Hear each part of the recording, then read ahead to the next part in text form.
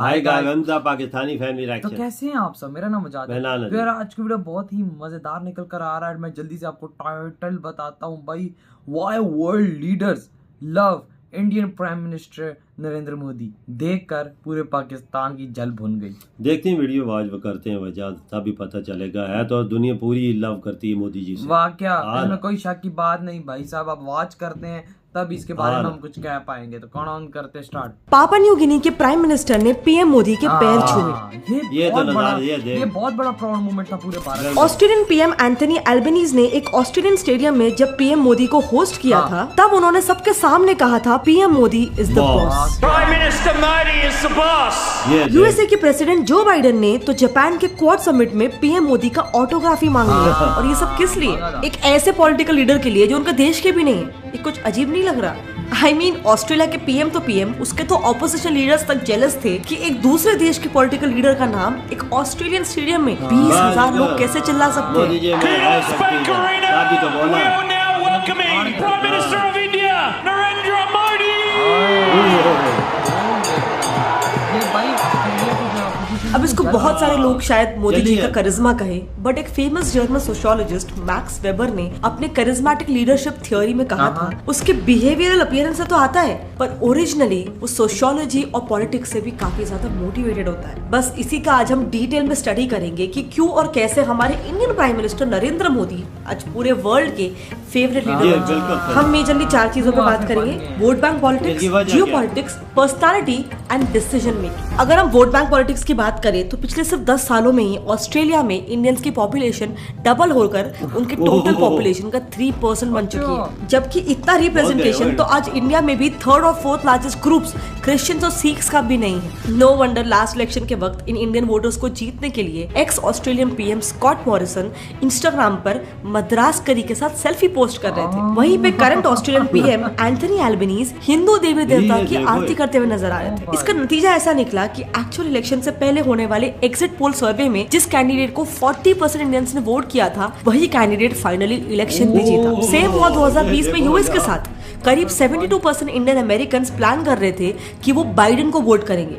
And guess who is their president now? So just imagine कि जब Australia, US और ऐसे ही बाकी डेवलप्ड नेशंस में इंडियन डायस्पोरा को एक डिसाइसिव पोजीशन में देखा जाएगा, तो दुनिया भर के 150 से ज्यादा डेवलपिंग नेशंस के सामने इंडिया और इंडियन पीएम की किस तरीके की ग्लोबल इमेज पोर्ट्रे होगी। बस यही आ जाता है मोदी पॉपुलैरिटी के पीछे सेकंड रीजन, जियोपॉलिटिक्स। हाल ही में पैसिफिक नेशन पापा न्यू गिनी के पीएम ने पीएम मोदी को ग्लोबल साउथ के देशों का लीडर कहा था। उनके हिसाब से दुनिया के ऑलमोस्ट सभी डेवलप्ड देश नॉर्थ अमेरिका, यूरोप और नॉर्दर्न एशिया में स्थित है। एंड वो सिर्फ नॉर्थ के प्रॉब्लम्स की ही बात करते हैं, जबकि मैक्सिमम प्रॉब्लम्स को सहने वाली डेवलपिंग वर्ल्ड तो साउथ में बसती है। ऑल्सो काफी इयर्स तक इस ब्लू ग्लोबल नॉर्थ ने कॉलोनीज बनाकर रेड ग्लोबल साउथ को एक्सप्लॉइट भी किया। इसीलिए इस सब को मद्देनजर रखते हुए हाल ही में ग्लोबल साउथ के 14 पैसिफिक आइलैंड देश जैसे कि cook island, Fiji, Kiribati, Marshall Islands, पापा न्यू गिनी, टोंगा, ये सारे देश ग्लोबल साउथ के एक ब्राइट स्पॉट यानी कि इंडिया को अपना लीडर बनाना चाहते हैं। एंड इसीलिए आपने देखा होगा कि उनके प्राइम मिनिस्टर ने मोदी जी के पैर भी छुए थे। But of course international relations में there are no permanent friends, only permanent interest. And जितनी रिसर्च हमने की उससे यही लगता है कि पैसिफिक आइलैंड्स या फिर इन जनरल ग्लोबल साउथ की बात करने में पीएम मोदी और इंडिया भी अपना ही फायदा देख रहे हैं। एक्चुअली ज्यादा लोगों को पता नहीं होगा, पर पीएम बनते ही मोदी जी ने ग्लोबल साउथ के इश्यूज को उठाने के लिए 14 पैसिफिक आइलैंड कंट्रीज को मिलाकर एक फोरम बनाया, forum for Indian Pacific island countries, FIPIC। इसके जरिए इन्होंने सोचा था कि वो किसी सुपर पावर कंट्री की तरह ही ग्लोबल इश्यूज की बात करेगा, लेकिन उनकी नहीं जिनके ऊपर सब बात कर रहे हैं, जैसे कि climate change, Russia Ukraine war, इस पे सब लोग बात कर रहे हैं। इंस्टेड अगर इंडिया को लाइमलाइट में लाना है तो हमने सोचा एक ऐसा मुद्दा चाहिए जो यूनिक हो। तो बस फिर इंडिया ने ग्लोबल साउथ का एक नया मुद्दा खड़ा कर दिया और ऑनगोइंग इश्यूज को भी इस मुद्दे से लिंक कर दिया। Most of the global challenges have not been created by the global south. यानी द फील्ड वाज सेट और अब बस एक छोटी सी चीज की कमी थी, छोटा सा इन्वेस्टमेंट। क्योंकि जैसा कि हम जानते हैं हर छोटा इन्वेस्टमेंट फ्यूचर में बहुत बड़ा फायदा करता है। In fact let's come back to the topic.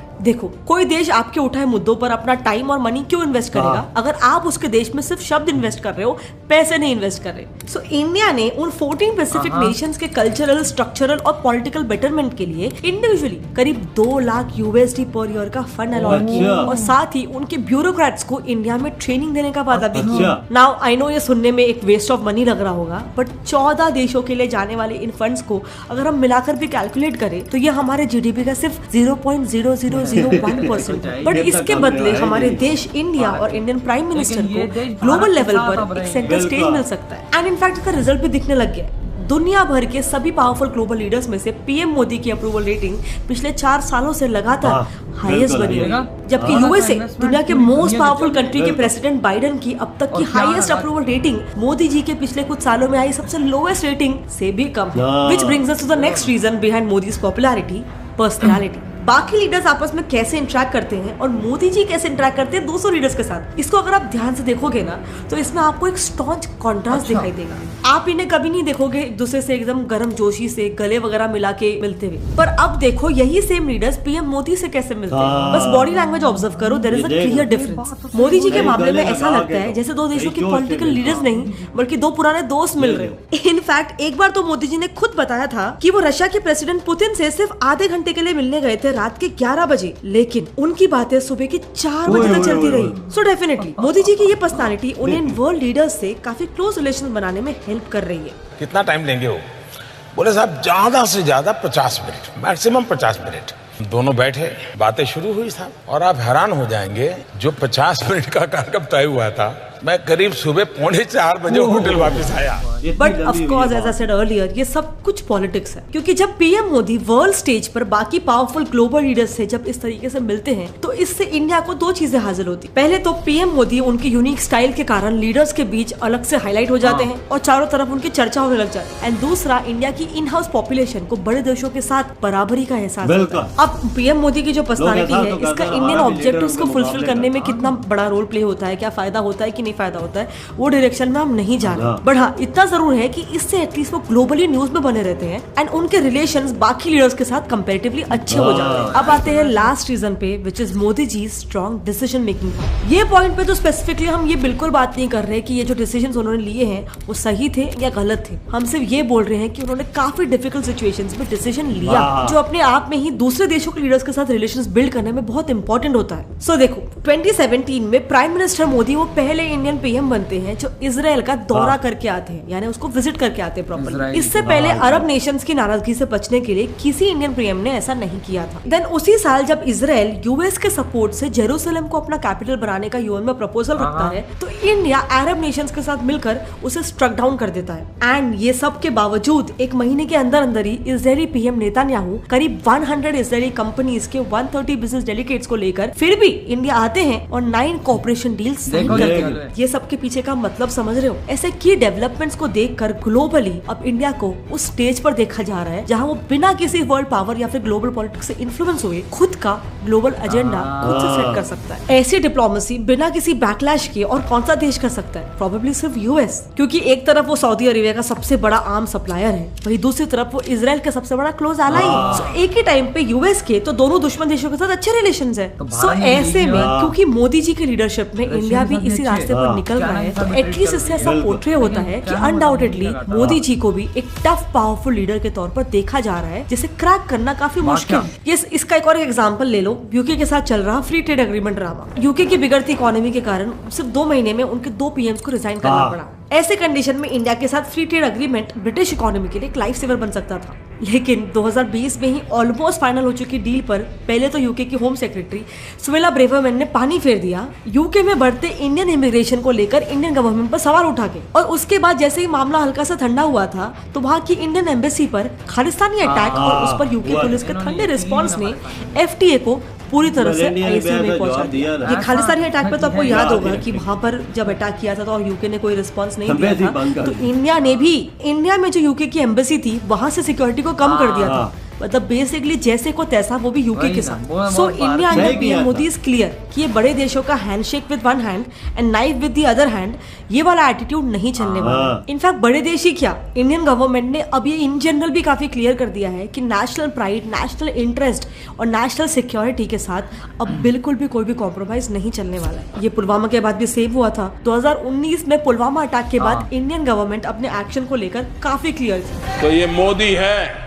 उसी भाषा में जवाब देना जानता। आतंकवाद भी करें और शांति की भी बात करें, ये थोड़ी चलेगा। लेकिन ये सब कुछ एक फुल प्रूफ स्ट्रैटेजी के तहत किया गया था। इस अटैक के दूसरे ही दिन इंडिया ने तुरंत 25 देशों को पाकिस्तानी इन्वॉल्वमेंट के क्लियर एविडेंसेस दिए, ताकि इसके बाद जो इंडिया एक्शन लेगा वो एक्शन लेजिटिमाइज हो सके। इसके बाद जब इंडिया ने एयर स्ट्राइक्स किए तो अगेन 12 देशों के साथ ऑपरेशंस के डिटेल्स शेयर किए गए, ताकि सिविलियन कैजुअलिटीज नहीं हुई है इसके प्रूफ सबके सामने आ सके। तो ये मास्टर स्ट्रैटेजी से इंडिया ने पहले तो बताकर मारा, और दूसरा उसने टेररिज्म के अगेंस्ट अपनी कैपेबिलिटी दिखा दी, क्योंकि इससे पहले हमेशा इंडिया टेररिज्म से सिर्फ कॉम्प्रोमाइज ही करता आया था। जैसे 1989 में टेररिस्ट को छोड़ देना क्योंकि उनके साथियों ने एलिजिडली उस वक्त के होम मिनिस्टर मुफ्ती मोहम्मद सैयद की बेटी रुबैया सैयद को किडनैप कर लिया था। अब मैं यहाँ पे एलिजिडली इसलिए कह रही हूँ क्योंकि रुबैया ने कश्मीरी पंडित्स को मारने वाले यासीन मलिक को अपना एब्डक्टर को आइडेंटिफाई कर लिया था, और इसके बावजूद रुबैया की ही बहन और एक्स जम्मू एंड कश्मीर की सीएम महबूबा मुफ्ती खुद यासीन मलिक को हाल ही में प्रोटेक्ट करने की कोशिश कर रही थी। खैर मामला जो भी हो, अब इंडियन लीडरशिप ने टेररिज्म को टॉलरेट करने से सीधा मना कर दिया।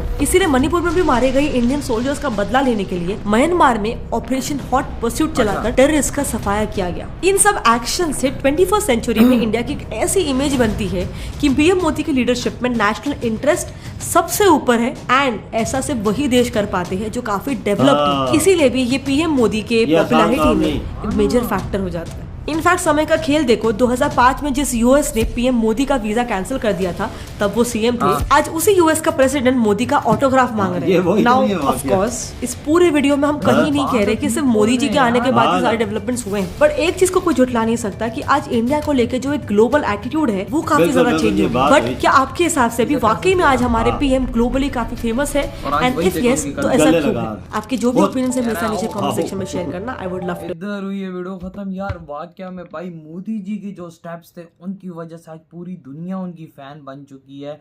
भाई ऑस्ट्रेलिया की धरती पे मोदी जी को बॉस बोला गया है, और अपोजिशन वहां की जल रही थी, जल भुन गई थी कि भाई ये क्या कह रहा है, भाई ये क्यों बोल रहा है, यहाँ का प्रेसिडेंट ऐसी बातें क्यों कर रहा है। अंग्रेजों की धरती पे मोदी जी को बॉस बोला जा रहा है, जल गए थे सारे। लेकिन भाई साहब अमेरिका की बात अब करते तो अमेरिका का भाई खुद ऑटोग्राफ मांगता, और हाँ मोदी जी का मैंने भी सुना था वीजा कैंसिल हुआ था। आज वही अमेरिका मोदी जी के कदमों में गिर रहा है, और मोदी जी को अपने पास बुलाने के लिए उनके तलबे चाट ये देख, और देखो किस तरह तलबे चाट रहा है। बिल्कुल अभी मोदी जी जाने वाले हैं, ठीक है, तो अब देखो ना किस तरह अमेरिका उनके तलबे चाट रहा है, उनके कदमों में गिर, उनके लिए क्या क्या तैयारियां कर रहा है, कभी क्या कर रहा है मोदी जी को खुश करने के लिए। वही देखो ना मोदी जी ने अपना दबदबा खुद बनाया इस दुनिया के अंदर अपनी पॉलिसीज के थ्रू, सबको लेके साथ चलते हैं ना। गरीब देशों की बात पहले करते हैं, अमेरिका करता है बात गरीब देशों की। अब देखो उन्होंने $2 लाख दिया उनको, छोटे छोटे देश, छोटे देश, उनको अगर चलो भाई अपना 50-50 हजार कोई भी समथिंग आ जाता है तो उनके लिए बड़ी चीज है, उनके लिए मोदी वर्ल्ड लीडर है। सही का। और भाई साहब वही देश अब मुश्किल टाइम में भारत के आगे खड़े होंगे, वो बोलेंगे पहले हम पे वार करो फिर भारत को देख लेंगे। देखो मोदी जी ने उनका बिल्कुल एक ग्रुप भी बनाया था जिसके लीडर खुद थे। ये देखो कोई और पे बात नहीं, वो सारे गरीब देश है, छोटे छोटे मुल्क है, तो ये एक अच्छी चीज है। गरीब देश बोलता है यार हमारा सारा मिल गया। आज वही देश पापा नुगुनी ये वो सारे कहते हैं भाई हम लोग में क्यों पड़ा, भारत को अपना लीडर बनाना चाह रहे हैं, पाँव में क्यों गिरा है। वो मानता है कि मोदी में क्या है शक्ति, और वर्ल्ड लीडर है। और वाकई में इसमें कोई शक नहीं कि भाई मोदी जी की इस दुनिया के अंदर बहुत ज्यादा फैन फॉलोइंग है। और भाई देखो अमेरिका का फेमस इतना नहीं है जितना मोदी जी है। ये बिल्कुल देखो रैंकिंग के हिसाब से देखा जाए 72% है, 72 बाइडेन भी नीचे, फिर आप देख लेना पॉपुलर कितने हैं। तो भाई ये वही होता है जब गरीबों का साथ दोगे ना पूरी दुनिया तुम्हारा साथ देगी। और भाई साहब एक टाइम बोल रहे थे कि वीजा नहीं मिला, देखो आप खुद बुला रहे, खुद बुला वो भाई वही बात है ना मेरे के तलबे चाट रहे हैं कि आओ तुम अमेरिका आओ, तुम वर्ल्ड लीडर हो। बिल्कुल। यूके में क्या हुआ था इंडियन एम्बेसी पे, इंडियन एम्बेसी में भारत का सबर करते रहा, इलाज हम करते हैं इधर जो सारी सिक्योरिटी भी हटा दी, पूरा वैसे ही बंद कर दिया यूके का। और भाई यूके वाले छुप रहे थे कि भाई कहीं इंडियंस आके हम पे हमला ना कर दे उसी तरह। फिर उन्होंने रातों रात ये मामला हल किया, रातों रात और रिपोर्ट भी किया। ये वजह सही करते हैं ना, इंडिया तो पहले ऐसे बात करता नहीं है, अगर उसकी बात सीधी की जाए तो सीधा जवाब देता है, अगर आप गलत तरीके पे पेश आएंगे तो फिर गलत तरीके पे पेश आएंगे। और ये सिर्फ और सिर्फ मोदी जी की बिल्कुल इनकी पॉलिसी है, पूरी दुनिया को लेके चलते हैं, पूरे वर्ल्ड लीडर के साथ। कोई पंगा करे फिर उसको छोड़ते नहीं। बिल्कुल ये बात तो है। तो यार आप लोग बताएं आपके क्या थॉट इस वीडियो के बारे में, इधर ही खत्म करते तो